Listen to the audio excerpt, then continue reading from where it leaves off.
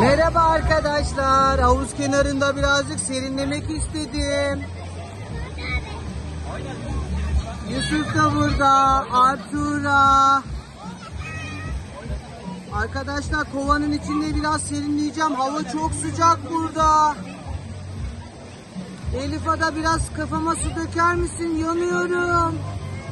Birazcık başıma su dök. Teşekkür ederim.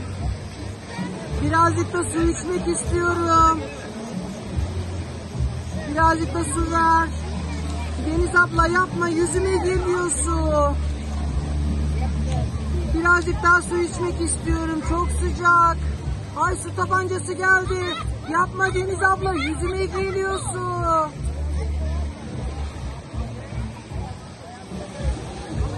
Merhaba Rüya. Arkadaşlar deminden beri kaydırakta yüzüyoruz. Çok yorulduk. Oo, Yusuf geldi. Yusuf'ta kocaman su tabancası var. Yusuf hadi birazcık Nilo'yu ıslatalım. Arkadaşlar Nilo'yu kocaman su tabancasıyla ıslatıyor Yusuf da. Deniz biraz geriden yapabilirsin. Evet.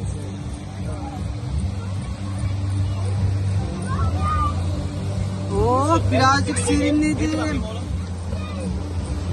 Hava çok sıcak. Serinledim biraz.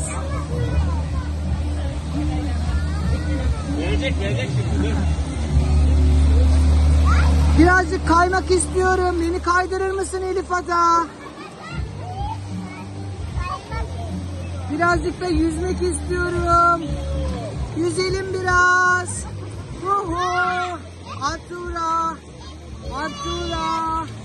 Artura yapma. Birazcık yüzeyim. Rüya beni kurtarır mısın Rüya? Çok uzağa gittim. Rüya beni kurtarır mısın? Yusuf aldı beni. Ben kurtardım. Evet Yusuf'la beraber yüzeceğim arkadaşlar. Rüya da geldi. Öykü beni kurtarır mısın? Rüya ile birlikte çok güzel yüzdük.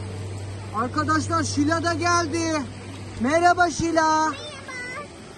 Sen neredesin Şila? Ben küçük kaydıraktan kayıyordum. Ben de burada arkadaşlarımla çok güzel oynadım. Hava çok sıcak olduğu için birazcık serinledim arkadaşlar. Şila, kovaya yanıma gelmek ister misin Şila? Gel Şila gel. Bakın ben dalacağım zaten üstüne çıkacağım. Kovaya gelir misin Şila yanıma? Hadi gelirim. Evet bana doğru dön. Nilo'ya. Evet. Biz birazcık serinleyelim arkadaşlar. Videomuzu beğendiyseniz kanalımıza like atmayı ve abone olmayı unutmayın. Hoşça kalın arkadaşlar.